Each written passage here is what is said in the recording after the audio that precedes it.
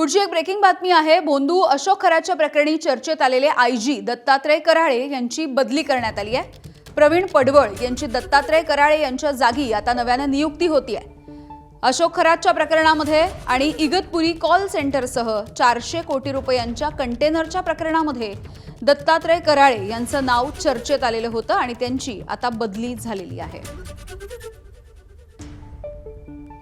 मुकुल कुलकर्णी आमचे प्रतिनिधी आपल्याला या नव्या नियुक्तीच्या संदर्भात आणि बदलीच्या संदर्भातली अधिकची माहिती देत आहेत। मुकुल, यामध्ये आज गृह विभागाने वरिष्ठ पोलीस अधिकाऱ्यांच्या बदल्या केलेल्या आहेत।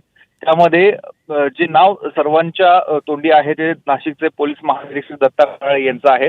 दत्ता कराळे जे नाशिकमध्ये सध्या खरात प्रकरण गाजतंय, त्या खरात प्रकरणामध्ये अशोक खरात याच्यासोबत एका कार्यक्रमामध्ये दत्ता कराळे हे उपस्थित होते। त्यांनी त्यामध्ये भाषणही केलेलं होतं। गुरुपौर्णिमा आणि या प्रकारचा तो कार्यक्रम होता।